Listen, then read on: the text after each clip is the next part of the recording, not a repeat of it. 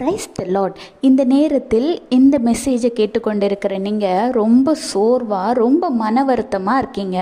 ஆனால் எப்பொழுதுமே நீ ஆசீர்வாதமாக இருப்ப, கர்த்தர் உன்னை மென்மேலும் ஆசீர்வதிப்பார் அப்படிங்கிற வார்த்தையை காட்டிலும் நீங்கள் என்ன பண்ணால் நீங்கள் ஆசீர்வாதமாக இருப்பீங்க, எதனால் உங்களுக்கு இந்த சூழ்நிலை வந்துச்சு அப்படிங்கிறதையும் நம்ம கண்டிப்பாக தெரிஞ்சுக்கிடணும்.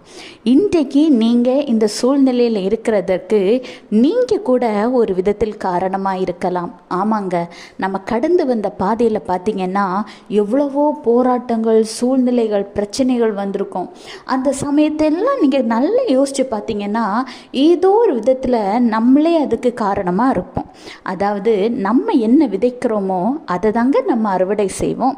வேதாகமத்தில் கூட மத்தேயு 5:7 இரக்கமுள்ளவர்கள் பாக்கியவான்கள், அவர்கள் இரக்கம் பெறுவார்கள்.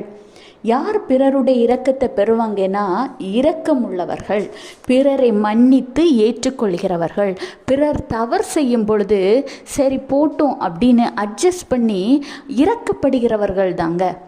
நீங்கள் யோசிச்சு பாருங்கள், நீங்கள் கடந்து வந்த பாதையில் எத்தனையோ பேரை சந்திச்சிருக்கீங்க.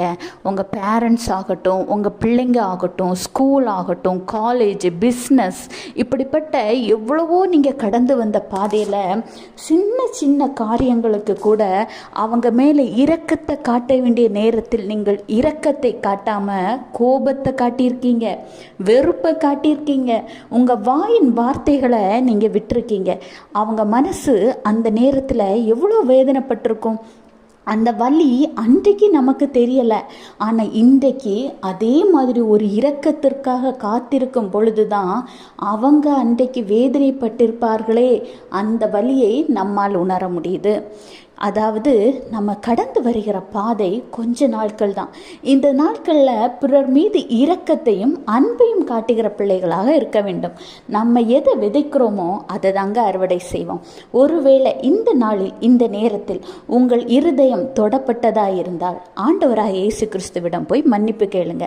ஏசப்பா, நான் தெரிஞ்சு இந்த தப்பு செய்யலை, தெரியாமல் செய்துட்டேன், இனிமே நான் இரக்கமுள்ளவர்கள் பாக்கியவான்கள், அவர்கள் இரக்கம் பெறுவார்கள் என்ற வசனத்தின்படி நான் பிறருக்கு இரக்கம் உள்ளவர்களாயிருப்பேன். பிறருடைய சூழ்நிலை என்ன, பிறருடைய நிலைமை என்ன, என்ன சூழ்நிலையில் இந்த தவறுகளை செய்தார்கள் என்பதை அறிந்து இரக்கம் உள்ள பிள்ளையா நான் இருப்பேன். ஆண்டவரே, என்னுடைய தவறை ஒரு விஷயம் மன்னித்து எனக்கு இதிலிருந்து ஒரு விடுதலை கொடுங்கன்னு கேளுங்க. கர்த்தர் கண்டிப்பாக விடுதலை தருவார். Have a blessed day. Jesus bless you.